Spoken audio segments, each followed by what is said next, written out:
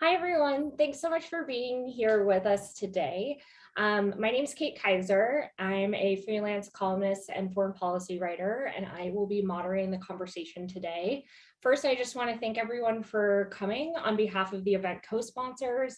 And we have a great list of co-sponsors today from the Arms Control Association, the Center for Civilians in Conflict, the Security Assistance Monitor at the Center for International Policy, Democracy for the Arab World Now, the Stimson Center, and of course, the Forum on the Arms Trade. Today, we'll be hearing from a wonderful panel about arms sales under the Biden administration and Congress currently and what should be done.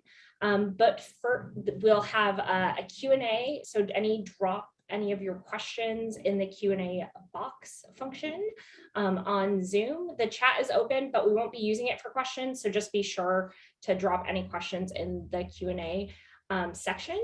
And there will also be a feedback poll at the end, so please be sure to stick around for that. But to start off with, we are going to start with a video of some remarks from Senator Patty Murray.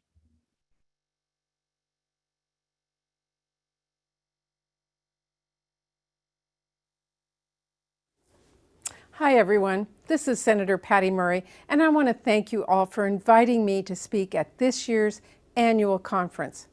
I am especially glad we are continuing this conversation on the importance of strengthening our collective effort to regain control over the trade of U.S. weapons, as well as what I'm doing at the federal level to protect civilians around the world from human rights abuses. Simply put, U.S. weapons should not be used to commit war crimes. Yet, far too often, especially under the previous administration, congressional authority to uphold human rights around the world has been ignored. If we are going to fulfill our moral responsibility and show how much our country truly values human rights, then we must reassert congressional authority over future arms deals to keep our weapons out of the wrong hands. That's why I reintroduced my bill, the Values in Arms Export Act, to make sure U.S. weapons are not being used to commit war crimes against innocent kids and families. This legislation would designate nations like Saudi Arabia and the United Arab Emirates as countries of concern, subjecting them to enhanced monitoring of how they use U.S.-provided weapons. In addition, this bill would make it so countries who continue to violate human rights could also be subject to a potential arms sales ban and sanctions, ensuring Congress performs its role in regulating foreign commerce. We should be looking at every way possible to crack down on dangerous and illicit arms deals happening around the globe, which have repeatedly been used to violate the laws of war and human rights. The time is now for Congress to act and prevent any further bloodshed or human rights violations, and I will be fighting tooth and nail to make progress on this issue however we can. So thanks again for inviting me to speak with all of you today. Thank you, Senator Murray. And I think one just important note is that the forum as a network of experts is really a space to talk about different approaches to regulating the arms trade, preventing civilian harm as a result of the arms trade. And so while it does not take positions, whether policy or on specific legislation, I think it is important to highlight that there are various approaches in Congress to regulating weapon sales. And we'll hear more about that today, as well as kind of trends that we've been seeing from the last presidency to this presidency. So with that, I will get started with our first panelist, who is Rachel Stohl, the Vice President of Research Programs and Director of the Conventional Defense Program at the Stimson Center. Hi, Rachel. So as in your role, you've been tracking President Biden's promise to put human rights at the center of our foreign policy, something that Senator Murray also suggested. With regard to arms sales, has the Biden administration centered human rights? And if not, what should the administration be doing? Thanks, Kate, and it's great to be here. And I want to thank the forum and the fellow co-sponsors for really organizing what turns out to be a very timely and important conference, given all that's happening in the world. It has been, as you mentioned, about a year and almost a year and a half now since the Biden administration entered the White House. And it promised during the campaign and the transition that we would see drastic reforms to the US approach to arms transfers and foreign military partnerships, and really to break from the previous administration's focus on commercial priorities at the expense of other considerations in US arms sales and security assistance. As you mentioned, Kate, Biden promised to center American security cooperation on human rights and civilian protection, and really that it wouldn't be business as usual.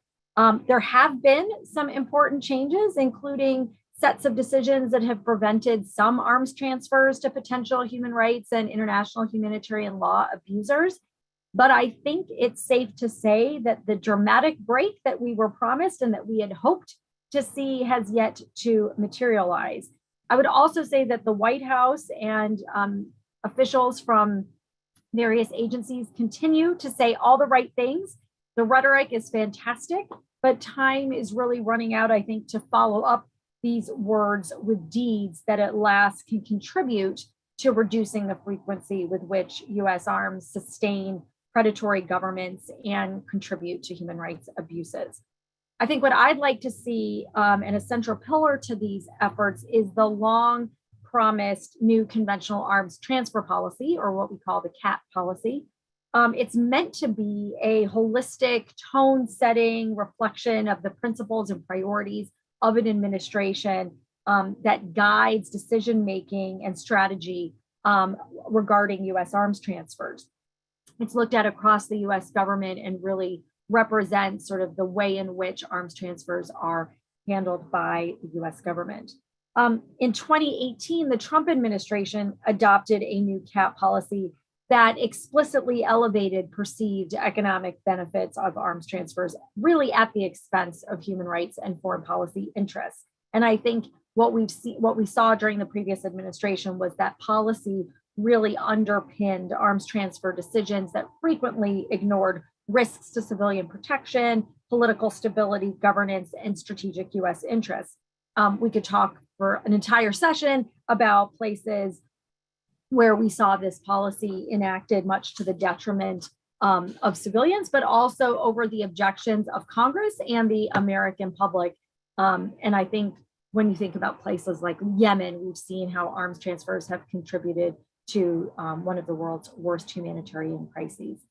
So 4 years after that policy came into effect, almost 2 years since the Biden administration was elected, we're still waiting for a new CAT policy. And I think we're running out of time a little bit as we enter into discussions of the midterm elections, other priorities, the 2024 election. And so I think it's really urgent to adopt a new CAT policy. What should that look like? I think it has to elevate considerations of human rights, international humanitarian law, and good governance in all arms transfers, and really convey that centrality of human rights to US strategic interests, so that we're not having to make a binary choice between security imperatives and civilian protection. And I think we need to make sure that US arms transfers are not exacerbating armed conflict. They're not contributing to IHL violations and abuses or to human rights violations. I think to do all of that, the CAT policy has to commit the US to a more rigorous pre-transfer risk assessment process. This should include a reduced burden of proof for withholding arms on the basis of IHL violations, crimes against humanity, or war crimes. We need to have explicit comments to more effective and more robust post-transfer monitoring, which should include assessments not just of if arms are where they're supposed to be, but really about the ways in which these US weapons are being used, or in other cases, misused. We should also make sure that there's some good faith and deferential engagement with Congress. A new CAT policy isn't going to fix the inherent power imbalance between Congress and the administration, but it may serve to rebuild some of that relationship that has been eroded, particularly in the last 4 years, and to establish some norms in better policy. Lastly, I think A new CAP policy should support improved alignment between the US and various other international arms control agreements, and elevate those standards and norms that we see not just in the United States, but around the world. The US does not appear to be prepared to enter into some of those agreements, but commitment to the principles and tenets of those instruments would be really helpful to fostering greater global compliance, as well as send a very important signal to our partners and allies. I think we have to have accountability for the way in which the US operates and the way in which the US transfers arms around the world. I should conclude by saying the CAP policy on its own is no panacea. It's not going to solve every issue or challenge related to arms transfers. But I think that because it is something that sends both a symbolic signal, it has leadership associated with it, and it guides the way in which various agencies in the administration actually does their work. It's very determinant of US policy for years to come. I think producing the policy, ensuring it reflects the commitments to the principles that I mentioned earlier is really an essential first step, and something that we can't really have a conversation about what else the administration can do until that is actually completed. There's lots of things I could talk about in terms of parallel areas where I'd like to see the administration take unilateral improvements to their arms transfer decision and to improve human rights practices. I think the first thing I would stress is to recommit to the arms trade treaty. I think we have to reverse Trump's decision to resume development, production, and use of anti-personnel landmines.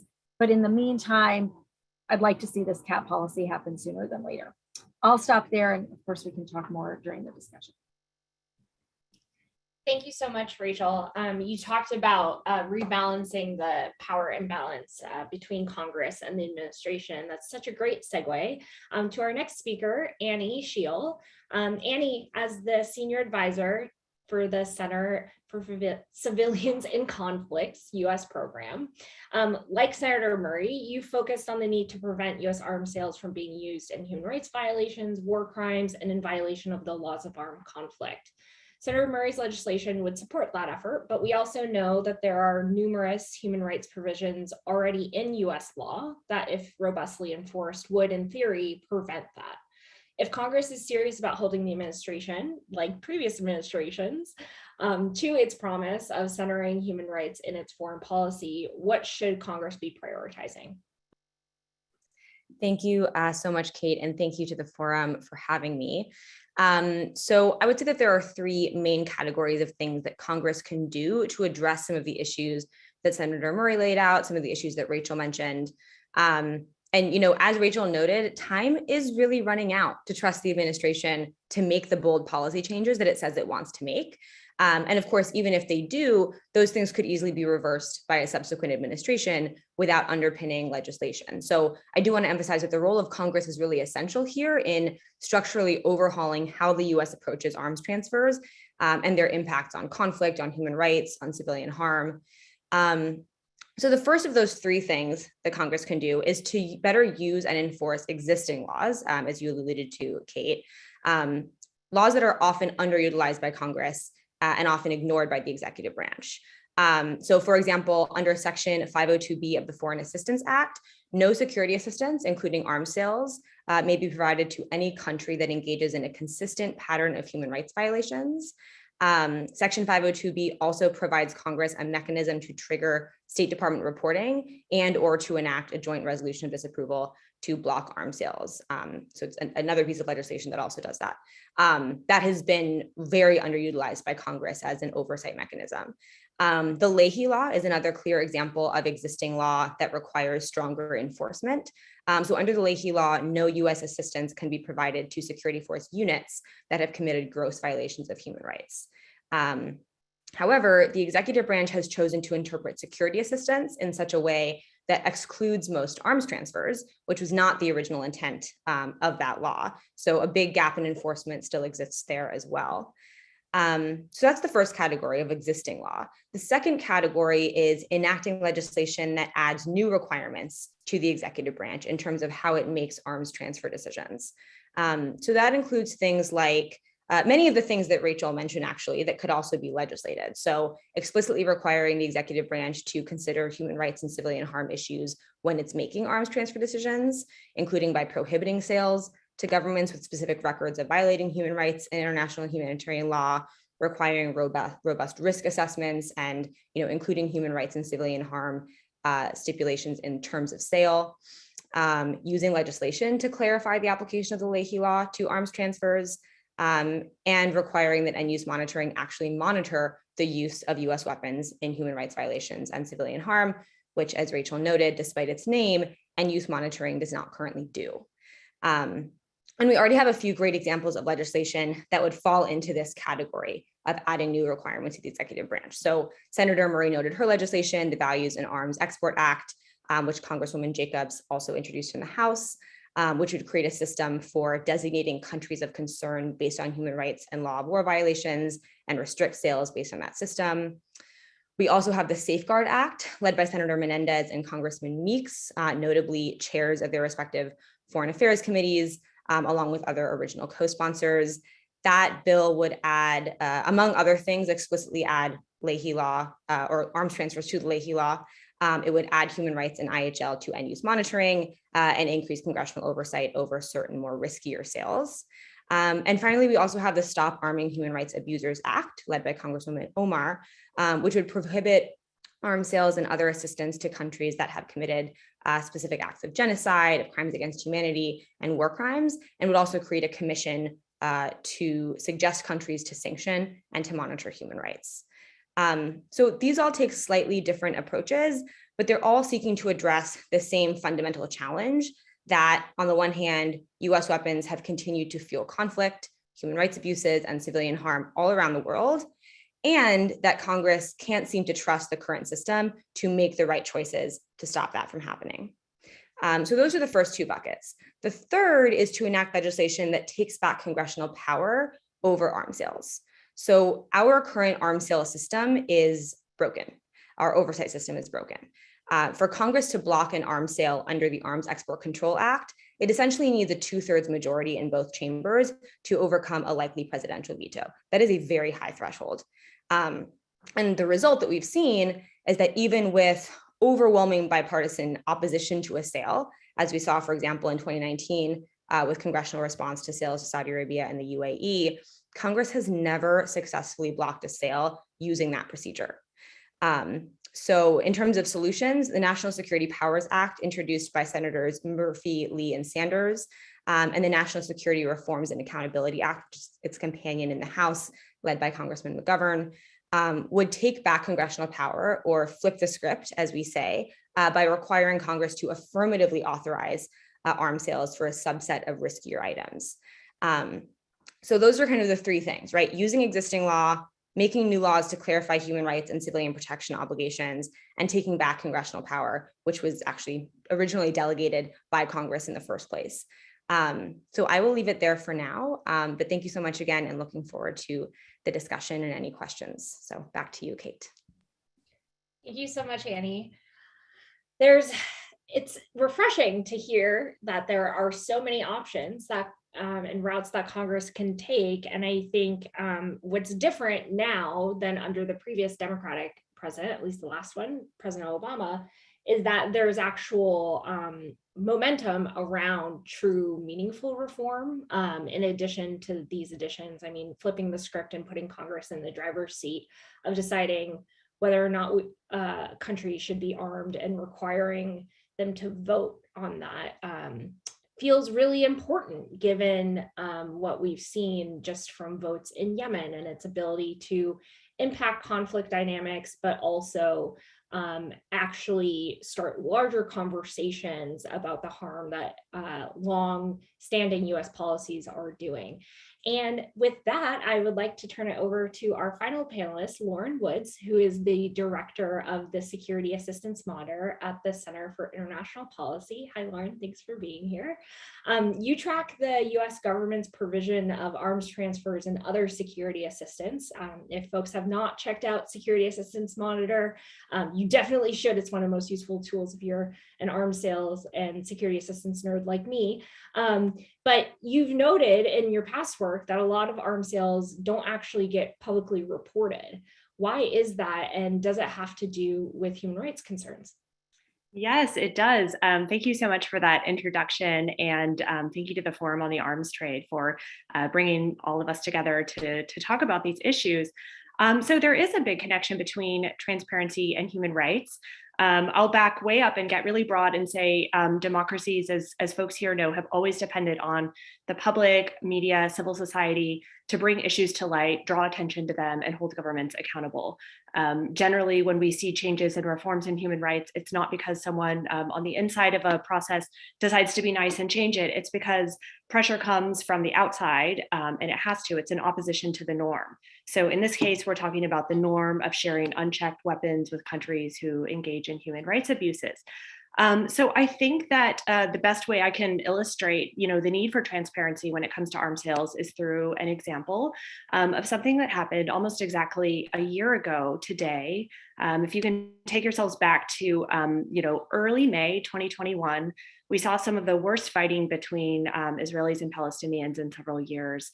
There were Israeli airstrikes targeting Hamas. Palestinians in Gaza were firing rockets into Israel, resulting in hundreds of deaths, mostly from Israeli airstrikes. And in the midst of this, while this conflict was going on, news broke on May 17th of a new sale of precision-guided missiles provided by Boeing from the United States to Israel. It was the approval of an export license for these munitions.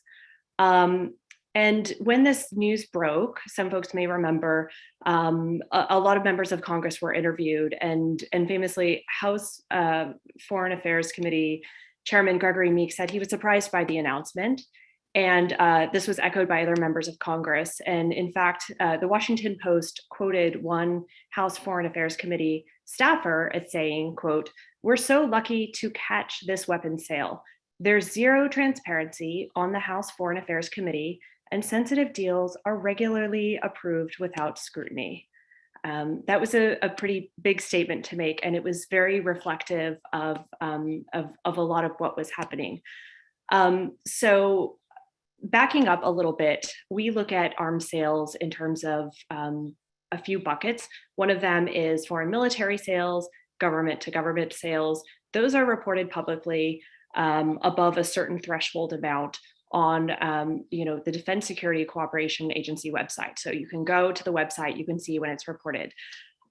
Direct commercial sales from a maker to a foreign buyer have to be licensed by the State Department, but they are reported separately. So, and they are notified to Congress, but not to the public. And so this was of that second category of that direct commercial sale, as it became clear later, that was notified to Congress, at least, in theory, but, was not made clear to the public.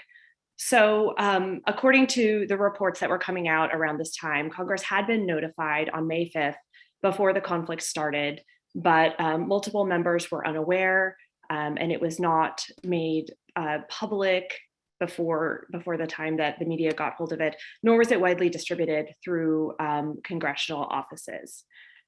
So under the Arms Export Control Act, once the president officially notifies Congress of a weapons approval of a sale, members of Congress have 15 days in the case of some countries like Israel, or 30 days in the case of other countries, to vote on a resolution of disapproval opposing the sale.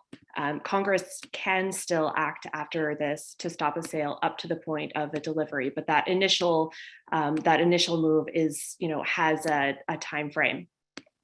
So, kind of looking at what happened, even regardless of how you feel about the conflict in Gaza at the time, I think it's very clear to most folks who follow these issues that, a very small and mild move to take would have been at least to pause the sale and to discuss it and think about whether you want to be, approving the export of new munitions in the midst of a hot conflict. And certainly there were members of Congress who said, wait a minute, even if all you care about is optics alone, this is extremely problematic. And there were members who, who said, if the Biden administration is truly committed to a ceasefire, as they are saying, this makes absolutely no sense. And I think that's one of the main points of what happens when there's a lack of transparency and there's a lack of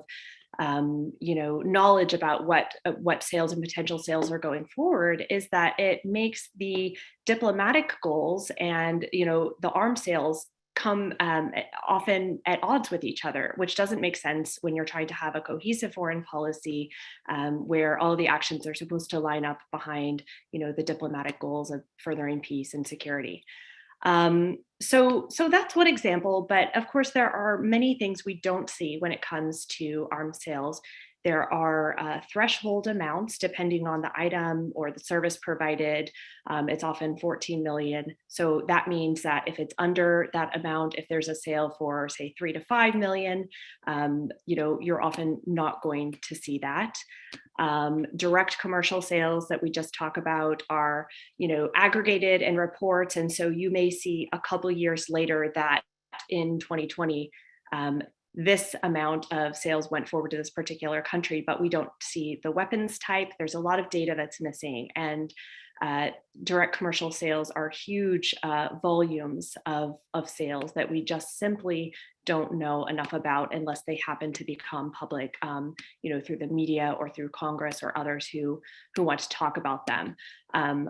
Firearms is another type of sale that has become much less transparent over time, particularly under the Trump administration rules that made it harder for Congress to know about and to regulate those types of exports. And that's, of course, very problematic because firearms are the very types of weapons that are more easily transported and likely to end up in the wrong hands. So in light of a number of very problematic arms sales we're seeing to countries with severe records in human rights violations, we think it's incredibly important to be more transparent so that the public and media and civil society and people here can all help to to hold governments accountable and to exercise restraint when it comes to these types of sales. So I'll leave it there. Thank you.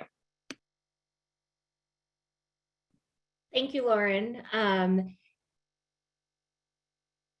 And I was just looking at the Q&A to see if we had any questions. While we wait for a couple more questions to trickle in, I think I'll take a bit of a moderator's prerogative and ask you each a question about a little bit about what you talked about. Annie, you talked a lot about Congress's oversight of arms legislations or arms sales due to concerns over human rights. Given your kind of the context of your work and that you are focused on preventing civilian harm, I wonder if you could talk a little bit about the role, whether either directly or indirectly in a more political sense, of our international arms transfers, their role in fueling conflict through civilian harm.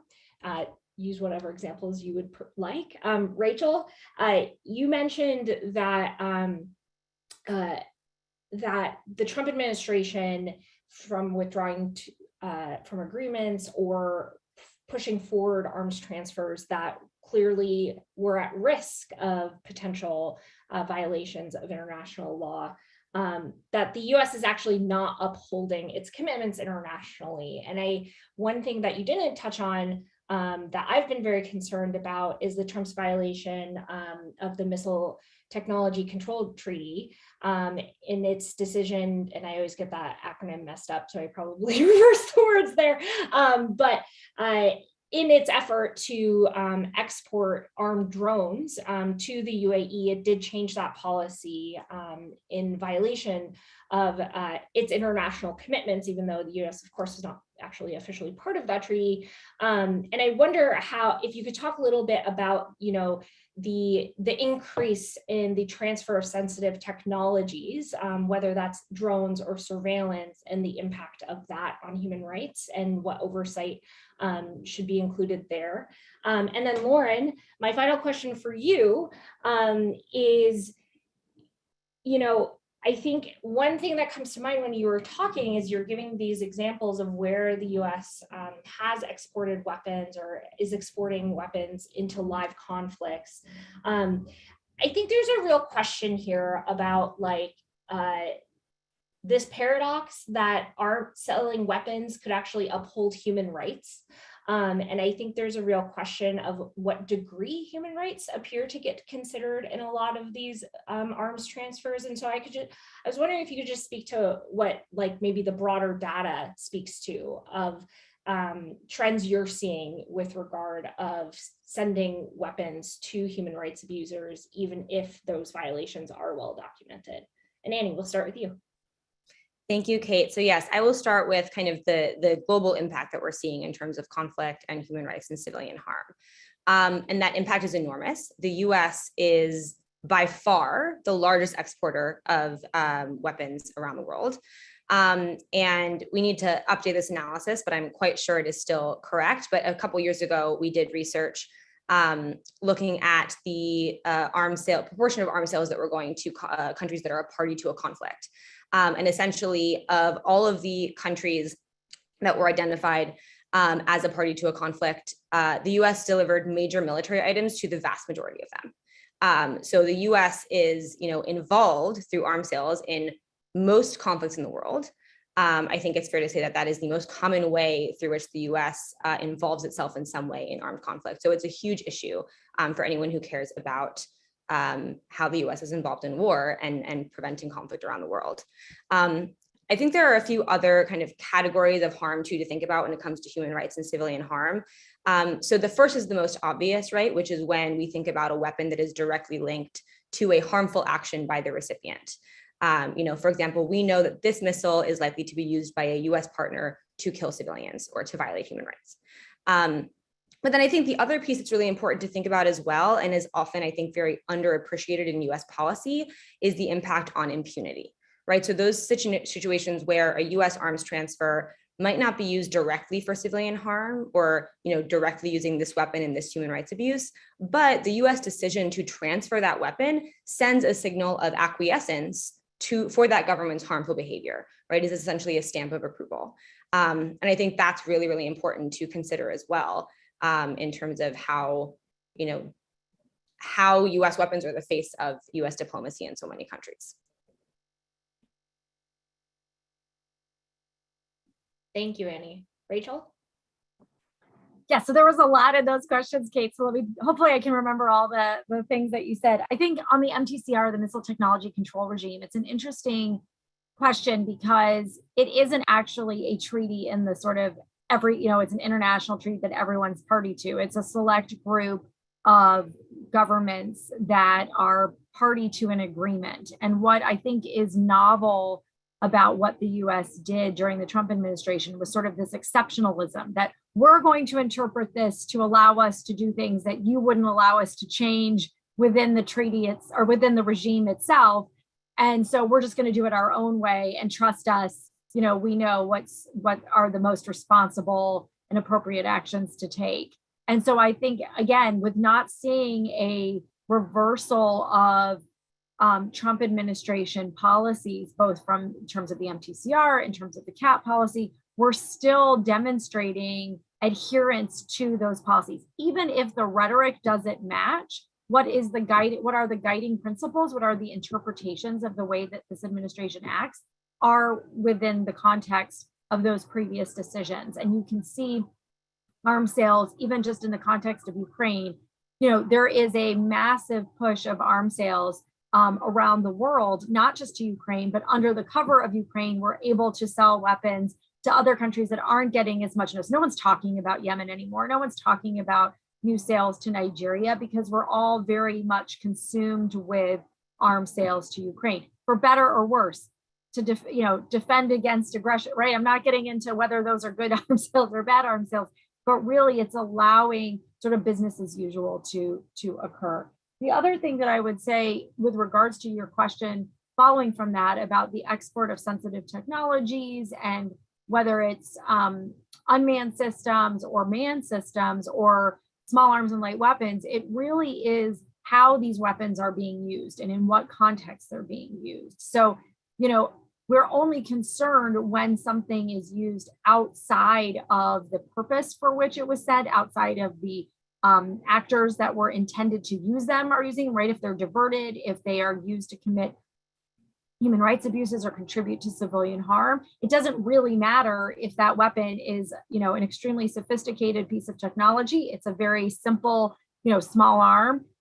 It's really, the controls and the accountability around the transfer of those weapons and what the purpose and intent was. So yes, we've seen, there are dangers associated with selling particular technologies to regimes that don't have good track records with, being able to manage those systems, or that don't have the training for those systems. But I think we also need to be concerned about any transfer that's just going to whomever without the sort of controls and end use monitoring and risk assessments that are done to ensure that those weapons are consistent with US principles, values, the intention of what that transfer was to be used for, and the protection of civilians and other innocents. Thank you, Rachel. And over to you, Lauren. Sure. So it's a good question on how human rights are considered as part of the process to approve of and license exports. So it's an interagency process, before you get to a notification or an approval of an arms sale.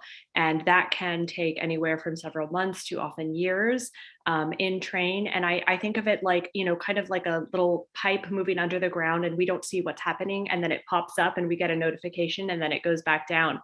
And so while it's moving along, that pipeline, within the State Department, the Bureau of Democracy, Human Rights and Labor, or DRL, plays a big role in, having to sign off in order to, approve their, to sign off on their part of that role. But it also goes through other parts of the Interagency Defense Security Cooperation Agency, DOD, and others. And human rights are, considered through DRL as part of that, but we just don't see a lot or have a lot of transparency into exactly, what kinds of factors, really cause them to pause a sale. I will say too, it's important to, when you're looking at trends in human rights over time and thinking about what's getting approved and not, there's a huge delay given how long this takes. So for example, we saw very recently a big sale of weapons to Nigeria at 997 million that was announced just a few days ago. And a lot of people are talking about that. Those negotiations began under the Trump administration. And, it's good to keep in mind that, we're seeing the results of a lot of, previous sales now. And so the work that's going into, taking into account human rights now may bear fruit years down the road. We can only hope. But that's some of what we think of. And that's another reason, for example, sales to Saudi Arabia actually increased in 2021 over 2020, surprisingly. And, part of that is negotiations that were already in process, but, the Biden administration did green light them ultimately. So I think that's a long way of saying that human rights are taken into account, clearly not enough. And it's a very slow moving process, even to bring about changes as we consider, what all it takes to get these sales approved. Thank you, Lauren. To me, it speaks to the need for Congress to get more comfortable using the secondary notification provision in the law that basically allows, I believe it's the chair and ranking members of the Foreign Affairs and Foreign Relations committees to request 30 days before delivery that they get another notification, which for those who don't know, Congress can then again try to block the sale at that point. And I think there's a lot of members who think, oh, we only have 30 days, this timing isn't right. A lot of times, at least I've heard from staff, oh, well, the legislative calendar is going to mess this up. We don't have floor time, right? Like, when are we going to do this? And you know, there's, as you were saying, there's various steps and points in time that Congress can step in at this point. So we have a few questions in the chat. One is about how to encourage members of Congress to actually care about this issue, which especially structural reforms like the National Security Powers Act, which is obviously like a bigger lift because you're kind of reforming the entire system, as well as other laws like the War Powers Resolution that gives Congress the ability to withdraw US forces from active hostilities. And I think related to that, there's also a question about US public opinion, which hopefully is helpful to encouraging members of Congress to doing more. Annie, I might direct that at you. There's also a great question about US arms transfers and the secondary transfer of those weapons, whether through diversion, purposeful transfer to a partner that's just not authorized by the export agreement, or they get lost simply and end up in the hands of non-state armed groups that the US is ostensibly fighting against. We see this in Syria, in Yemen, Libya, I mean, Afghanistan, the list goes on, of course. So I'll let anyone take that question because I think that's an important thing to talk about that doesn't necessarily get addressed fully. We've seen some questions in Yemen about violations of Section 3 of the Arms Export Control Act, which in theory puts some limits around a country's ability to then send weapons elsewhere that are not authorized by the original sale. But Congress hasn't necessarily used that oversight provision a lot. And then the final question, and Rachel, I think maybe this is good for you, is about the laws of armed conflict. But I think really Brian's question is getting to this question of intent. How do we know whether something is just, you know, in the fog of war, civilians were killed, or if this are intentional war crimes? I think there's an interesting aspect of the way the United States government interprets parts of international law to basically say, especially with regard to arms transfers, that we are not actually responsible for the recipient's use of these weapons under international law in certain cases. Now, I know I just threw a bunch of questions at you, but they all are related usefully. And so we'll start with Annie and we can take it from there. Yeah, thank you, Kate. And thank you for those questions. So I will start with that kind of members of Congress and public opinion question, because they're absolutely related, right? In terms of convincing members of Congress to act on these issues, it is clear that the majority of the American public, according to a lot of different polling, actually really cares about this issue when they're confronted with it. So we know that multiple polls have shown us that voters across the political spectrum want the US to stop arming authoritarian and rights-abusing regimes. So a poll by Data for Progress and Common Defense that was conducted late last year or the year before found that the majority of voters, 58%, want the US to stop selling weapons to authoritarian regimes or governments that commit human rights abuses under the guise of counterterrorism. And that was true even when they were presented with the argument that this would mean a loss of US business dominance or influence in critical regions. So that's really important. A poll by the Chicago Council on Global Affairs in 2019 also found that 70% of Americans oppose arms sales to other nations and see those transactions as a threat to national security, which is really interesting. And that view also is true across partisan lines. 20% of those respondents also said that arms sales make no difference to US safety, and only 9% believed that arms sales actually made the US safer. And a poll by Rethink Media finally also found that restricting arms sales to human rights abusing governments enjoys overwhelming support, especially among Democrats. So our current Democratic majority should care about that figure. 87% of them agree that the US should not be selling weapons to human rights abusing authoritarian governments. So I hope that that convinces Congress.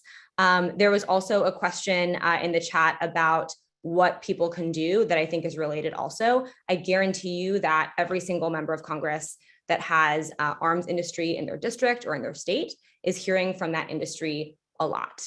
And I guarantee you that they are probably barely ever hearing from their constituents about the negative ramifications of arms sales. So that is the first step, of course, is to find the congressional switchboard and tell your member or tell your representative why you care about this issue. And the last thing I'll say about this too is we do have, first of all, we do see that Congress cares, right? This is the first time that we have had this proliferation of arms sales related legislation on these issues, at least since I can remember.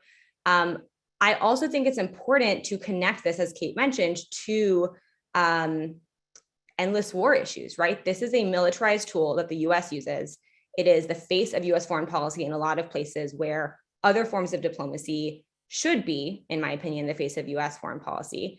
There is a reason, as I mentioned, this is also the most common way the US involves itself in armed conflict. And I use involved, obviously, not in a legal term, although that is up for debate in some cases.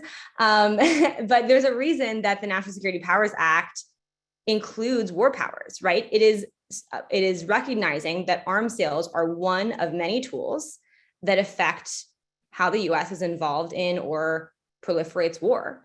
And I think making that clear to more members who care about reining in executive branch power when it comes to war making and fomenting war should care about that.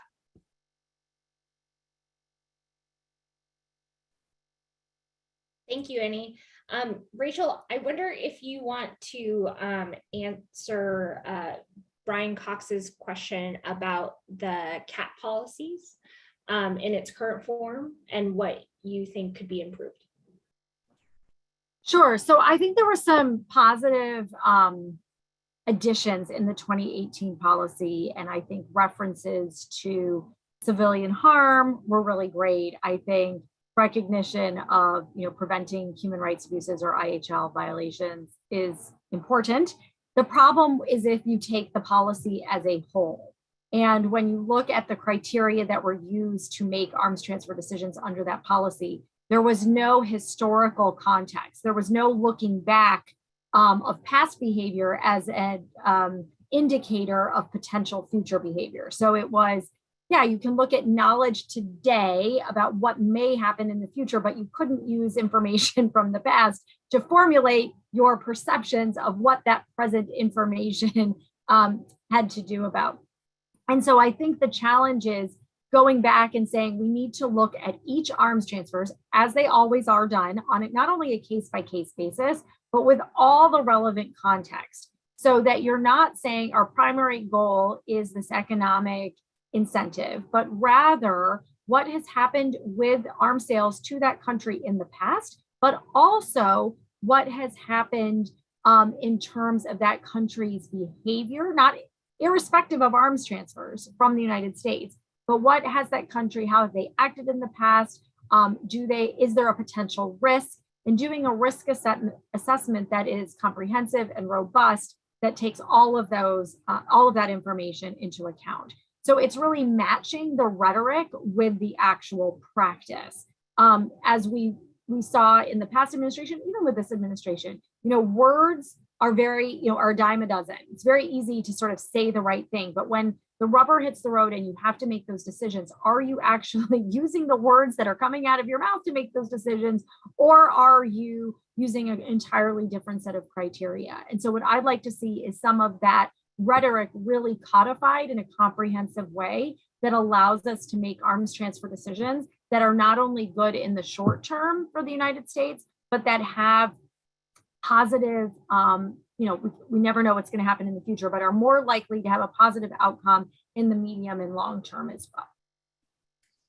Thank you, Rachel. I also think it's important that the current 2018 policy, because it's only kind of like in that moment of time, instead of that comprehensive look like you were talking about, what ends up happening for congressional overseers who are actually trying to stop weapon sales that they think are likely to be used in violation of international law, that they have to win the argument with the administration internally and kind of closed room decisions, they often have to come with data that currently in that moment that there are abuses happening just as bad as what has happened in the past to justify stopping a sale at that moment in time. And I think that is just so not reflective of how armed conflict works, right? And it also relates to, in my opinion, the fact that there's an awareness that the U.S. continually giving a blank check of weapon sales to an actor in an armed conflict who is violating the laws of war, at least in an apparent way, that it calls for investigation, that should be enough. I think there's this like credibility issue that often comes up in Leahy vetting as well with reports of civilian harm, that again, it creates this like threshold of determining in that moment, was there intent, was there all of these various things, which are important, but at the same time, there's also the reality of how politically US decisions to continue arms transfers in those contexts are actually fueling the incentive to continue waging that conflict and not actually seek diplomatic negotiations. And with that little addition from the moderator, I will turn it over to Lauren to talk a little bit about what you've seen with regard to arms transfers to third parties. Sure. And by that, I think the question was focusing on illicit transfers to third parties. The legal kind has come up a lot in regard to Ukraine. But, when we think about the arms we transfer, of course, we always have to be thinking about what hands they're going to end up in. And as we talk about human rights abuses, we can think about, the security forces who have legitimate control of the weapons. And then we can also talk about abuses by other groups, who get their hands on these weapons. And one example that comes to mind for me is Nigeria. We've been working on a report on weapons sales there, and have found that in so many cases, we have large, in this case, mostly direct commercial sales over the years going there. And then we see, security forces frequently have their warehouses and stocks of weapons raided by groups like Boko Haram and others, and those end up, harming civilians. And yet, when you look at the data, we are continuing to ship weapons, small transportable types of things. And so, you have to ask yourself, how is this risk being assessed? What factors are they using? I mean, I think any good risk assessment by the US government is going to say, not only, of course, how are these going to be used by security forces in terms of human rights, but also how well are we securing weapons? What happens if they end up in other hands? Are there sensitive technologies that, could be very harmful if they end up in the wrong hands? This entire host of questions. And I think maybe the most striking example we saw, of course, was in Afghanistan, when there were many, very powerful images of the Taliban acquiring stocks of weapons that had been transferred over the years. So, regardless of the conflict in question, I think this is always a really, really critical part of a risk assessment. You always have to assume that a government, no matter how close you are to them, can fall, or weapons can be taken, and even if all goes according to plan, those weapons have long lives and can be used long after the conflict. So who's going to control them? Exactly right. And it's something we saw in Yemen, which I keep bringing up, but one of the reasons the Houthis are so well armed is not necessarily just because Iran is giving them support. It's actually because they seized former Yemeni government arms depots and missile manufacturing plants, right? And are then using those to wage their own conflict inside Yemen and, of course, across the border. So a couple questions from the audience about what congressional reforms are most likely in the short term. I love each of y'all's take on that question from Bill Hartung. Why don't you answer that, and then I will read through these other questions. So on which reforms have the best chance, let me start with I and CIVIC support all the pieces of legislation I mentioned. I hope that they all move forward. I will say probably based simply on the fact that the Safeguard Act has, I mean, again, they're all strong pieces of legislation. So be back based on the fact that that Safeguard Act has support from the chairs of the foreign affairs committees as, you know, the leads on those. I think that hopefully has a good chance. I will say, I really hope that they move forward on that soon, right? And you know, start moving it forward through the process to make it law. So, Kate, I wouldn't ever presume to guess what Congress will be able to or not do. But I would say, just in a general way, and as Annie has referred to, you know, the conversations that we're having in Congress are really unprecedented, right? Like the fact that there are so many pieces of legislation and they're all great. So I'm not choosing one, but just the fact that there are this many, that we're having this much dialogue about congressional action on arms sales is phenomenal. And yes, it's true that Congress has never successfully been able to stop an arms sales using the current tools at their disposal. And as the question refers to, it may be time to think about changing the ways in which arms sale decisions are made in Congress, absolutely. But I think it's really a victory that we have had so many debates. There have been so many votes on particular arms sales. And while resolutions of disapproval have not been successful, the fact that they've come close, the fact that they have been bipartisan in this environment, I think is really noteworthy and also something to build upon when we're having these conversations, and gives both the executive and legislative branch some political cover to do the right thing when it comes to arms sales. There's generally, you know, very strong public opinion for ensuring that U.S. arms sales do not, A, contribute to human rights abuses, but B, do not undermine U.S. interests and put U.S. servicemen and women at risk. Those are things that the American public support. Those are strong motivators for both congressional action and for executive branch action. And so I look forward to seeing how this really develops on the congressional side, but how that pushes the executive to also make some important changes. If I could actually just jump in really quickly on that too. I do want to say, you know, we are kind of, I think, as civil society, who many of us support all these different pieces of legislation, kind of in a waiting game to see like, okay, like which one's going to start moving, where can we put our support behind? So for any, you know, staffers or folks working on the Hill who are watching this, there is a large community of folks that are ready to put in the work to make one of these things happen. And it's kind of waiting to see which start to move forward. So just a plug to, you know, keep up the momentum that Rachel just mentioned. Yes, and I'll just jump in. I agree 100% with those comments as well. We stand by ready to help as much as we can.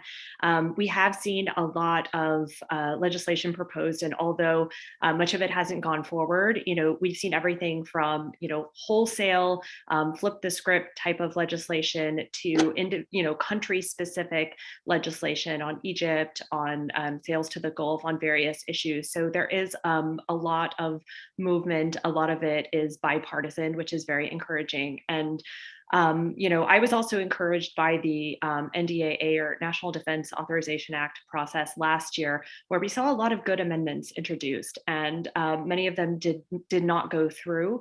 But it was an indication to me that people are still thinking about, you know, reasserting congressional control over arms sales. I always like to say that if I were in Congress, I would push for transparency first, simply because it's the easiest thing you can do. It doesn't require a lot, and it basically just makes the administration, you know, responsible for sharing information and drafting reports, which is should be pretty non-controversial, but there are also a host of other things we should be doing too. And that is the beauty of using a law like 502B in the Foreign Assistance Act that sets up a privileged process for Congress. And all that has to happen is the chair of the relevant committee in the House or Senate, or a chamber of Congress passes a resolution requesting information from the State Department about a country's human rights practices and any other information that Congress would like to know about that country, and the State Department's assessment of it. And if that does not get returned, or if Congress disagrees with that assessment, it has the power to then pass a resolution amending or ending any form of arms transfer, security assistance that Congress sees fit. And so this is where part of the beauty of this question about which reform should move forward first is that Congress already has the tools. It's a matter of political will to employ them and actually to be willing to make the executive branch uncomfortable, even when it's a member of their own party, which, as we've seen recently, I would argue under this administration, Congress has been a lot more quiet than under Trump in terms of trying to actively block arms sales, even seeing this on Yemen. And so there's one more question, Rachel, it might be best suited for you about direct commercial sales and any specific laws limiting selling to particular countries and end use monitoring. The other thing I'll just add quickly on Brian's other question is that legislation like Flip the Script, the National Security Powers Act, and it's the acronym is NISRA in the House, but I can't remember the name of the piece of legislation. It does not flip the U.S. Constitution. It relies on Congress's Article 1 power in the Constitution to determine the laws of the land, and it's actually about reclaiming what is Congress's power already. And unfortunately, because of how the executive branch has expanded its national security powers, especially since 9/11, with Congress's full, ceding of authority by either funding these wars or not questioning what the executive branch is doing and trying to stop it. It is really about actually right-sizing the balance between the executive branch and Congress on matters of war and peace. And so I just wanted to pull out that nuance before I turn it over to you, Rachel. Thanks, Kate. The simple answer to the question about whether there's laws about preventing arms sales to particular countries is that there is what's called the ITAR, the International Traffic in Arms Regulations, and those lay out various rules, regulations for U.S. arms transfers. There are within that sections that refer to countries that are under both unilateral sanctions by the United States as well as international sanctions, so say those imposed by the UN Security Council. And you can find those, I think it's 126.1, if I remember correctly, in the ITAR, where you can see what the prohibitions are. Those are often lifted. You'll see additions and deletions in the Federal Register, but for the most part, direct commercial sales, those are licensed by the State Department and they undergo an interagency review. So you're not going to suddenly have arms sales to like Syria or North Korea just because they are direct commercial sales. They'll still be under the terms of US law, US regulation, and any international agreements that the US is part of. Wonderful. Well, we're at about an hour, so I think I'll turn it over to each of you for some final remarks, but I really appreciate everyone staying for this conversation and for all of the great questions. Annie? Well, I was certainly not prepared for final remarks, but I will just say thank you so much. I think this is unfortunately going to be an enduring issue. I'll put my email in the chat. I welcome, I want folks to learn more about these issues and especially the role that Congress can play and the role that constituents can play with their representatives. So just thank you so much. And thank you to my fellow panelists as well. Lauren. Sure. I would just say that this is an issue. I'm grateful for the forum for setting up this discussion, because it's an issue that doesn't get nearly enough attention. And so anyone on the Hill or within the administration or this community who wants to be loud and active about this can have an outsized impact, because there aren't enough people talking about it. You're not adding to an already saturated, marketplace of ideas about this. So just want to thank folks for coming out, encourage them to engage with all of us and work together to try to make some changes on these issues. Yeah, thanks to the forum and the other co-sponsors and my fellow panelists and Kate for participating and sponsoring this event, because I think it is unfortunately, it's not only an enduring conversation, but it's a really important and sometimes uncomfortable conversation to have when you think about issues like what we're seeing right now with Ukraine, where you want to support a country in a time of great crisis and from aggression, and where we're seeing civilian harm on a daily basis.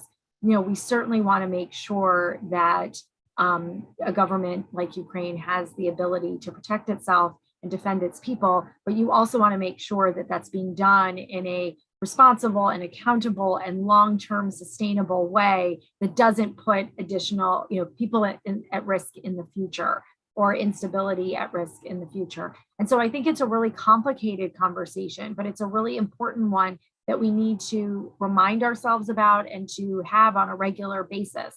And I think the time is really appropriate and ripe for meaningful action. I really hope that the Biden administration is able to release a cap policy sooner than later, so that we get some leadership and guidance on paper that is, again, sustainable, and hopefully will not just be undone by whoever the next administration is, but that's something that really reflects the values and principles of the US and the US government, and that Congress figures out what is the best path forward, where it has the most chances for success for meaningful action, and that the American people continue to pressure its policymakers to make the right decisions and invoke some meaningful change, so that we can see the arms trade act in a way that is both responsible and accountable to the people in this country, but also the people around the world where US weapons are going.